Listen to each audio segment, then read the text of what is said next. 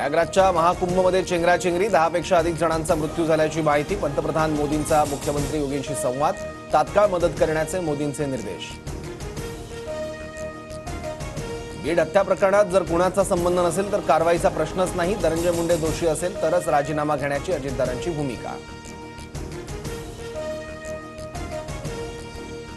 धनंजय मुंडेंच्या राजीनाम्याबाबत अजितदारांनीच निर्णय घ्यावा। भाजपचा राजीनाम्याशी संबंध काय? आमदार सुरेश धस यांचं वक्तव्य। सुरेश धस भाजपतले खालचे कार्यकर्ते, धस काय बोलतात त्याच्याशी मला घेणं देणं नाही। वरिष्ठ नेत्यांचं मत महत्त्वाचं, अजितदारांचं धसांना प्रत्युत्तर। बीड हत्या प्रकरणावरून सत्ताधारी पक्षातील लोक अजितदारांना आणि राष्ट्रवादीला टार्गेट का करतात? खासदार सुप्रिया सुळेंकडून दादांची पाठराखण। मंत्री धनंजय मुंडे 2 दिवसीय दिल्ली दौऱ्यावर रवाना। रात्री उशिरा दिल्लीत दाखल। 2 दिवस दिल्लीतील बैठकांना मुंडे उपस्थित राहणार। मुख्यमंत्री देवेंद्र फडणवीस आजपासून 3 दिवस दिल्लीत प्रचार दौऱ्यावर। दिल्ली विधानसभा निवडणुकीसाठी फडणवीस भाजपचे स्टार प्रचारक असणार।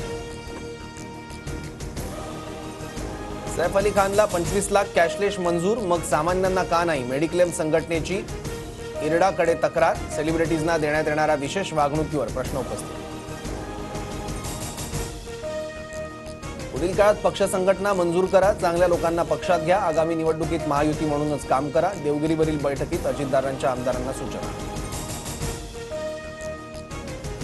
स्थानिक स्वराज्य संस्थांच्या निवडणुकांबाबत सुनावणी लांबणीवर। सर्वोच्च न्यायालयात 25 फेब्रुवारीला सुनावणी होणार। प्रकरण पुन्हा एकदा मेन्शन केलं जाणार।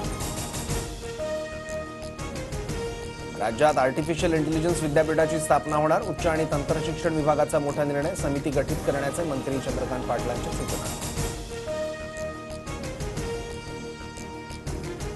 पुणे विभागातील म्हाडाच्या 3662 घरांसाठी आज सोडत। मंत्रालयातून ऑनलाईन पद्धतीने कार्यक्रमाचं आयोजन।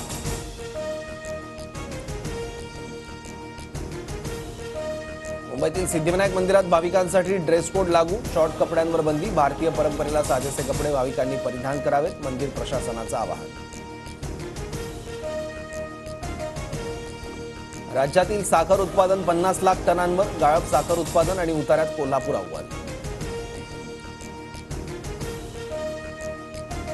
तोळेस प्रकरणात आर्मेन अटाईन नावाच्या व्यक्तीला अटक। फसवणूक करून परदेशात पळालेल्या युक्रेनमधील आरोपींना मुंबईत प्रस्थापित करण्यासाठी अटाईनने मदत केल्याचा आरोप।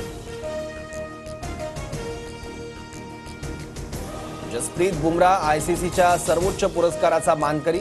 सर गारफिल्ड सोबर्स सर्वोत्कृष्ट क्रिकेटपटूचा पुरस्कार जाहीर।